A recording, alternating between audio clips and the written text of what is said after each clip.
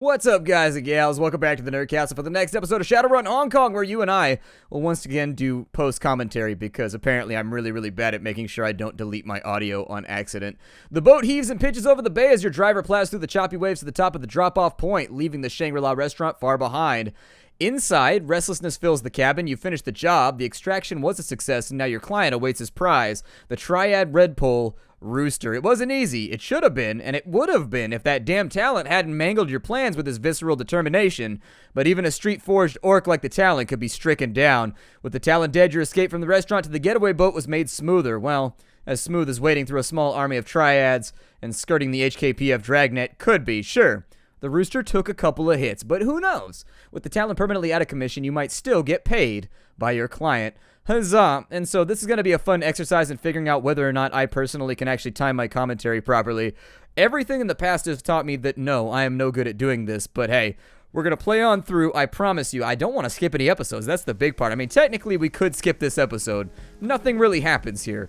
But it's a walk-around talkie episode, so that should be sort of fun, I guess. I don't know. Let us stare at the black screen together. We gotta go claim our payment. We got 6 karma gained. Now, I have no idea what my character is going to do in any of this case. It's kind of like watching somebody else play the game and then commentate over it. Your best bet is just to make fun of it the entire way. I'm like, I'm walking across the dock. I have no idea what I'm doing right now. I'm going to click on some stuff. It works out kind of if you do it that way, but I would assume that my character is going back. And now we're going to go collect our payment. There are a few missions that I did want to get done before we went any further on into the game, just because money's been a little bit short lately, and I wanted to make sure that we got paid out so that we could have solid loot before we finish off the game, because I do think that we're kind of drawing to a close right now. He said, if I was an artist, that would be so much more punny. That would make me way happier. But I guess that for right now, we're just going to have to hang out. We got to go to our inbox. No, there's nothing inside of our inbox. Never mind. Jobs directory? Yes, click on the job directory. No, I'm not going to click on the job. Fine, then. I don't want to click on there anyways, so I'm just going to sit here and just be awkwardly bored while I wait for you to click on the job directory. Splattercat! Ugh, what is he doing right now? What could I possibly... I'm telling a story. I can tell because the mouse is moving around. I use the mouse like my digital hands when I tell stories, so I can tell you right now, I'm talking and I'm telling a story, and I have no idea what story it was. Maybe a story about a workstation that had a wraparound thing on the side that was placed on a boat, because obviously I have so many of those stories to tell. But anyways, at this point in the game, we're kind of drawing, knowing what I know now, because I'm recording this after, I'm recording the audio for this one like 10 episodes later. And so anyways, Rooster Lowe, you submit the job. The client is fairly pleased with how you handled the situation. Rooster Lowe has been very contrite and forthcoming, due in no small part to the violence with which you handled the opposition. The client was even willing to overlook the injuries he sustained in hearing that you killed the Talon. Payment is attached. Yay! I never realized how fast I read until I had to do this after the fact, and I actually have to read as fast as I possibly can to get through the dialogue before I click it on over. What a weird thing. I think we had data up for sale, and so yeah. We actually, I think we got a bunch of, no, did we post it? Oh, we're posting data for sale, so we're not retrieving anything for right now. A little bit of a bummer, but what can you do about it? Such is life and the ambiance thereof. I would go down into the hatch to talk with the engineering guy, but we already have a rigger, so I really see no point in, like, entertaining any of his storyline. I'll probably just let him fall by the wayside. And if I play the game again in the future, I will draw him on in, but for right now, meh, don't want to have him around. You know, I've never played a samurai in any of the Shadowrun games on the PC. I've never made a pure samurai because they always give you one. They always give you one, and he's always super badass to begin with. Got metadata right there. A 289 Redpole just got snatched in Aberdeen. A guy named Rooster. Of course, those guys are a maze of labyrinths. That's why I like to keep an eye on them.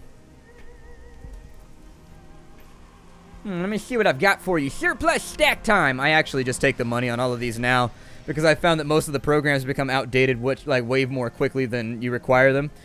And so honestly, he needs to give you level 2s or something for free if they wanted to keep him useful, but they don't. I think at this point I wanted to go look at some of the cyberware that was around and really just kind of get an idea of what stuff would be available along the way, because I've never had a character in this game who was heavily cybered out.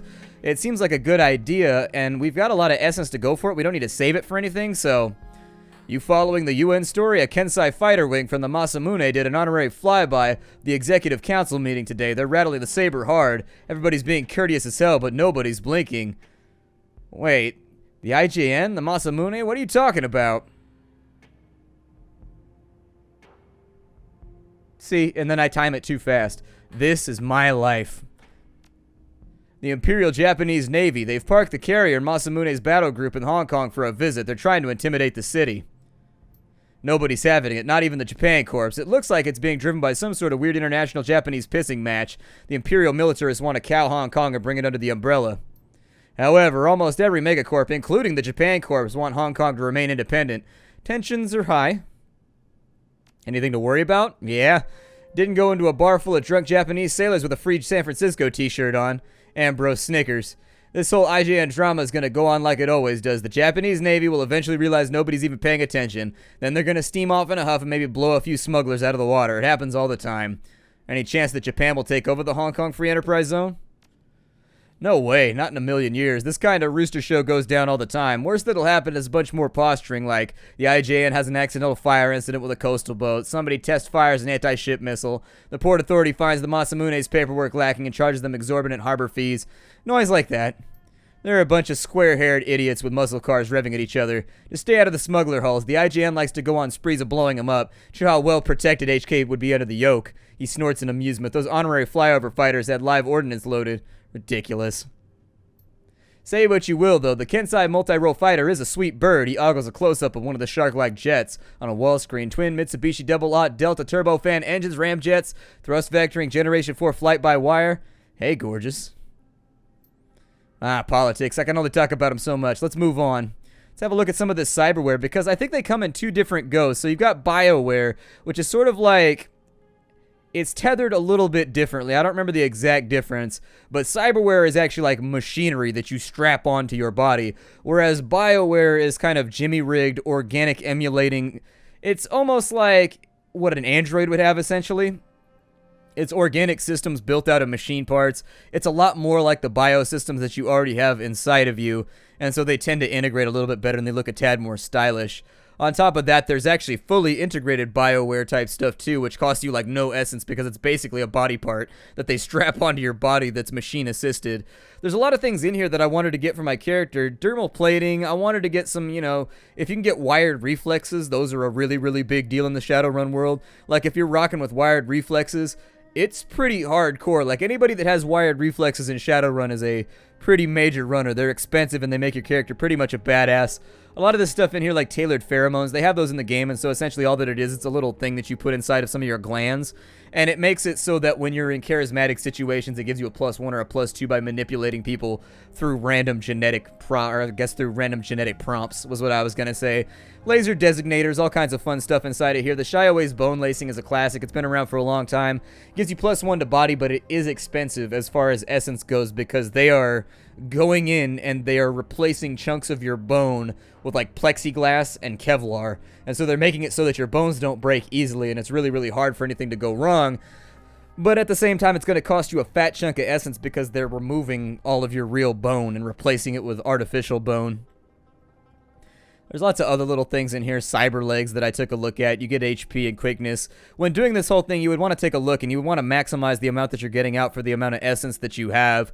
You only get 6 essence as far as I know, and for whatever reason, data jacks, they're super expensive in this game. Data jacks normally in old Shadowrun were only 0.1 essence. I assume that they've been nerfed in some way because 0.5 is really, really expensive for a data jack. Like, that's pretty brutal. I assume that they did it for balance reasons or whatever. I thought about getting a cyber leg so that we could get some free HP and some free quickness out of this whole thing because we are a machine gun user. Anybody that uses firearms, it'll give you a little bit of extra stability when you get into a firefight. You can get replacement hearts. You can get your data jack put in on your hands. This is more... So where you put your data jack is more of a decision for when you're role-playing in tabletop. Essentially, in role-playing tabletop, it doesn't matter. You can have a data jack, and then you can have headwear installed too, as far as I know. At least you could the last time I played. But with regards to this game, they allow you to move it around a little bit so that if you wanted something else inside of your head, you could put something inside your hand, and so you could data jack through your finger. Or you could data jack through your eye, which is all kinds of crazy. You could actually stab the needle into your eye. Did I ever talk about that? That's how a data jack works, by the way. The data jack, what you do is you line your head up. At least that's how it used to work back in the day. So you have a data jack, it's just a slot in your body. It's like a digital vagina. And so anyways, it's a big metal, that's basically exactly what I said. It's a slot in your head. So you know, like if you have a jack for like an amplifier or whatever, with like a, I don't know what that is, like a 1/4 inch or like a 3, maybe a 3 or 4 millimeter jack for an amplifier for a guitar or any sort of electric instrument, it's like that on your body. And so you can put one in your eye so that you can actually plug in into the Matrix. Back in the olden days, the data jack actually could extend out of your body too. I think it's kind of iffy in this day and age. You can do it whichever way that you want to, but the way that I played, you plugged it into you. You didn't plug into them, but I've seen other things now that sort of reference the fact that maybe you can have like a little needle come out of your hand that jacks into a port on the side of the computer or whatever. Little things like that along the way. It's very, very...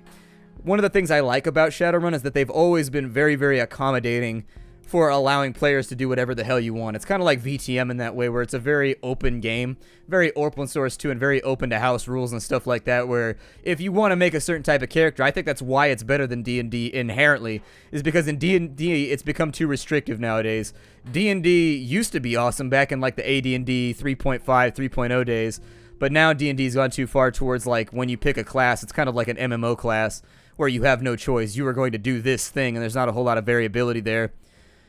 So anyways, I'm not a big fan of D&D anymore. I hardly play it or give it any attention, but Shadowrun, one of the things I've always liked about it is that as a role-playing medium, it is superior to most other games because you can do basically anything you want. Now, that does lead to complications. There's millions and millions of manuals for everything because they have to accommodate you being able to do whatever the hell you want all the time.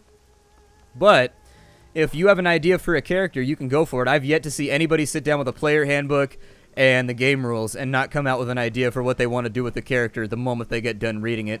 It's pretty common. Maximum Law is still over here, and I have no idea why at this point I was going back over here. I think I was considering buying... I think I was checking to see if he upgraded because I wanted to spend my karma on upgrading my decking skills, but I wanted to see if he actually had any of the Fairlight Excaliburs or anything like that. I know now that later on he gets them in stock. It's a little bit of a spoiler here, but I'm not going to give it away. He gets the better stuff in stock later on, though, so that you can get a Fairlight Excalibur if you want it. He also upgrades to, like, level 3 tech later on, so save your money for the late game, because you will cry yourself to sleep if you can't get that good shit out of the game. I think at this point I wanted to go inside of the bar, and I was actually perusing. This entire episode was just me running around town, trying to figure out exactly what I wanted to do with my money, deciding if I wanted to buy guns or if I wanted to buy cyberware. A red-headed elf is hunched over her table, her eyes firmly locked on a disassembly micro-drone she has spread out across it. A name tag on her jumpsuit's collar says EOS in bold letters. After a few moments, she sighs heavily and mutters under her breath, "Oh, come on, don't tell me I lost the EMS transducer." EOS frantically begins searching the area around the table, methodically sifting through cigarette butts, stale gum, and orange peels. She squeals with excitement as she finds a small circuit. Gotcha! That's a relief and a half. She places it in one of her pockets. As she turns her attention back towards the table, she spares you a quick glance. Watch your step. I don't think anything else fell off of the table, but I won't know for sure until I get this back together. You sure a bar is the best place for drone repair? Nah, but the guy who lives next door to me is doing some kind of heavy-duty electrical work, and it's filling my apartment with static electricity. Didn't want to risk frying this little guy's guts. She leans over, peering closely at some particular part. Ah, crap. This is going to take more work than I thought. Oh well, another time, I guess. Sweeping the drone pieces up in a pile with her hands, she scoops them into one of her jumpsuit's many pockets and turns to face you, giving you her full attention. You're kindly tired help, aren't you? The name's EOS. Yeah. Nice to meet you. I'm Splattercat. Nice to meet you. I'm glad to get your name. It's a lot nicer than that foreigner, which seems to be what everybody else calls you. She pulls out a business card made of stamped sheet metal and puts it on the table. We're in the same line of work, you know. You ever need a rigger, look me up. Very affordable rates, and I guarantee results. Where'd you get your street name, or have you a preferred kind of job? She gets to a smile that spreads from ear to ear.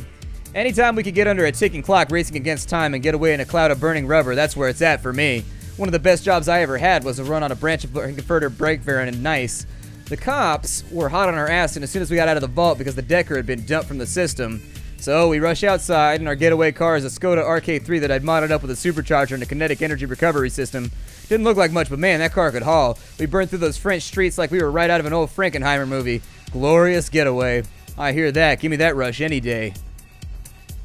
EOS grins at you, eyes twinkling with mischief. I knew I liked you for a reason. Revion was hanging out outside the car the whole time, twin pistols blazing at the cops. Never had a drive like that before or since, but I keep on looking. Later, EOS. She got like a Felicia Day thing going on. Well, pre-haircut anyways. Felicia Day's got that pixie cut going on nowadays, don't she? Something like that since she started hanging out with Will Wheaton.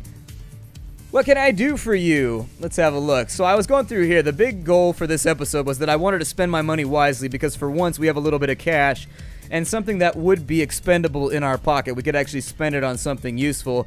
I think that as far as the game goes, Shadowrun Hong Kong is a lot more stingy with money than a lot of the previous games, and so you have to be careful about the way that you spend your cash. And it's actually the first game in the series that is like that. All the other games, you're not flush with cash, but you can more or less kit out your character as you see fit so long as you do the side quests and stuff. This game is not like that, and so unfortunately, you've kind of got to use the limited amount of money that they give you very, very carefully. A couple points of ranged combat right there. Not a terrible choice. I think I went in on that because I wasn't a big fan of our hit rates when we were in combat. And so because I spend so much time shooting at enemies in between rigging with my drones, it seemed like something that would be worthwhile to throw on in there. And the goal for this was because I was thinking about getting a gun with a cyber link, or a smart link. If you don't know what a smart link is, essentially it's a little wire that runs from your gun to your data jack in your head, and it feeds directly targeting information from your brain. So let's say that spatially you're not so good. The gun will then use a computer to use the visual data that you're feeding it to calculate the shots for you, and it gives you kind of like a little overlay, like something you would expect to see if you played Destiny or Halo or anything like that, like the overlay that it would give you on your helmet. It actually projects that directly into your eye space so that it helps you target it. It shows you right where the gun needs to be in order for you to hit enemies. It can help you identify weak spots on your foes, stuff like that. Lots and lots of cool, useful things that you can use a smart link for. There's also additional machinery you can use there. I mean, if you didn't want to have cyber eyes, which is the first part, this game is being generous, and they're allowing you to use a data jack for your smart link. But in real Shadowrun, you need cyber eyes, or you need a smart link, or you need smart goggles. You have three options. So the smart link is the data jack in your head that feeds straight in. You can get smart goggles, which do the same thing, except that it puts goggles over your eyes, and then you feed information from your eye into the goggle scans your eye and then feeds the information into the smart link that way. The downside there is that the goggles get destroyed a lot in combat in my experience. That's just been my experience with playing Shadowrun, is that occasionally your goggles will get destroyed and they'd be SOL because you got a gun you can't use with a smart link in it. And I think they won't fire without the aid assisted, or they get some kind of penalty if the smart link becomes disabled. And then the final one is Cyber Eyes. If you have Cyber Eyes, you can actually just wirelessly send all the information from your Cyber Eyes straight to the gun. And in my opinion, that's the most efficient way to do it, because then you have two machines communicating with each other, which is pretty badass. We're going to get the Heckler, and yeah, I think we're going to get the H&K G12 with the Smart Link. Give us a little bit, I think it's only like a 5% bonus that you get to shooting at enemies, but it's a bonus that I think is worthwhile, and it's going to help us in the future. So I think that's the one that I wanted to take right there. Not really sure why it's taken me so long to ponder the issue, but yeah, no. I've gone with the smart goggles a lot. It's actually, so why would you take the smart goggles if they can be destroyed? I can hear the answer being, or the question being asked right now. Because it doesn't cost you essence. Cyber Eyes are expensive. They have a lot of bonuses other than just feeding into a smart link system, but they cost you quite a bit of essence. Like losing your eyes, you're losing your connection to the mortal world, and so having your eyeballs cut out and replaced with machine eyes, kind of a big deal, and it'll cost you a little bit of essence for sure. Now after this, we had a little bit of money left over, and I actually wanted to get some new armor, and so we're going to sell off some of our old gear right here to get us into some new armor, because I think if we could get 6 or 7 points of armor, it'd be good for us. I mean, towards the end of the game, one of the things that I'm really noticing, and I'm recording this episode knowing what I do in the next 5 to 10 episodes, and so unfortunately this is kind of like a retroactive thing that I'm just trying to jimmy rig together. Armor becomes important in this game. It's the only way to make sure characters don't die from crits and things like that, because crits are calculated after the armor takes off the damage. So let's say that you get hit for 12. If you didn't have armor on, the crit would hit for 24, but because you have armor, the 12 is reduced to 6. Let's say that you have 6 armor, so it's 12 minus 6 equals 6. Then the crit modifier is added, and so armor is doubly useful because it acts as a crit well, it acts as a padding for crit as well. And so armor in this game is actually far more efficient than it was in a lot of the other games. It works on a lot more different levels than the armor did in previous titles. So keep that in mind. I would actually highly recommend, for how cheap armor is in this game, jumping into expensive armor is a really, really good plan, and it will keep you covered. I don't think... Where did I need to go after this? I don't quite remember. I'm trying to actually ad-lib all this and remember what I was working on. I think we needed to go to Kindly Chang's and talk with somebody. But aside from that, the next mission we're going to do is the one on the boat, where we got to go and find some biological machinery up in there. Try and make our lives a little bit easier. Captain Jomo is busily playing some kind of gambling game on his comlink. It beeps and flashes as he taps away. Come on, Jomo, win, not lose. Maybe buy yourself that new hat. He doesn't appear to have noticed you at all. The game makes a sad, defeated noise, and Jomo curses under his breath, nose wrinkling in disgust. Finally seems to notice you, stupid game. It always cheats me. Never a good hand. Now, Kylie Chang sent you, right? You need Captain Jomo to make you play pirate? That's right. We're headed to the Nalchi for right now. And so we actually need to decide who we're going to bring. I'm going to bring Gaichu, Gobbet, and Duncan because actually the Shadowrunners are too expensive in this game for how much you get paid. Most of the missions only pay you like 1,000 new yen, and the Shadowrunners cost 450. And so unfortunately the cost is prohibitive on Shadowrunners in this game, and so I don't really see any real reason why you would ever hire one of the secondary Shadowrunners. You're losing 50% of your profitability. I suppose if you're already upgraded, you could use it as like a backup plan, and that would work okay, but hell, what do I know about anything?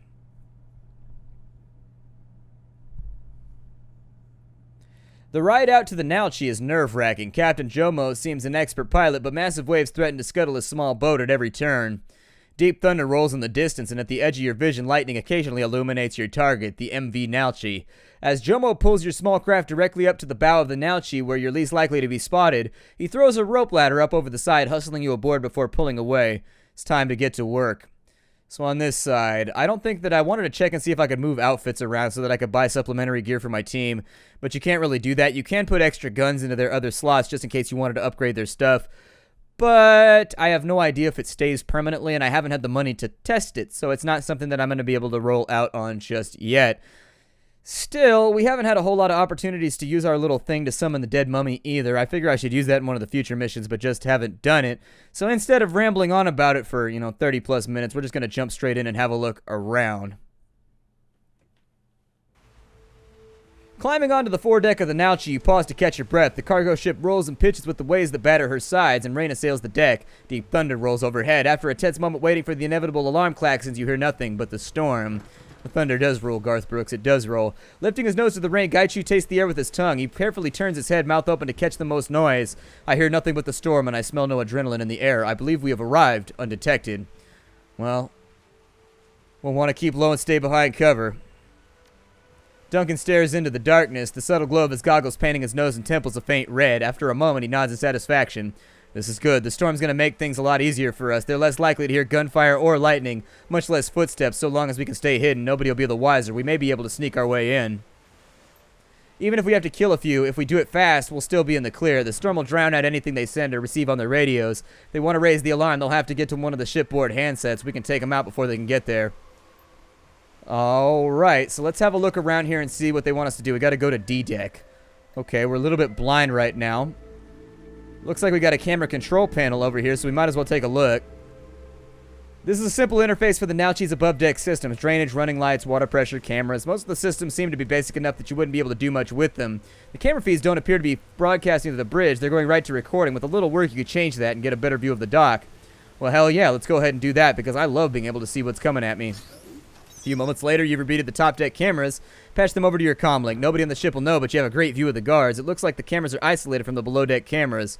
Gain access to those, you have to get inside the ship. Alright, so let's pan and scan through right here.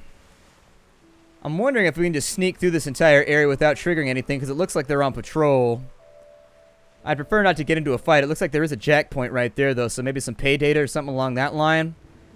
I don't know, but it looks pretty safe. There's nothing around this way, and is there anything to the south either? Nope, that's the front of the ship. It ain't nothing over there either. Well, I'm going to break it off right here. Thank you for joining me for this post-commentary episode. I apologize. I'll try not to do any more dumb shit in the future. I will see you all in future episodes of Shadowrun Hong Kong. Thank you for joining me. Please check the game out down below if you wanted to purchase it. I have the link available. I do, everybody, and I will see you in the coming episodes.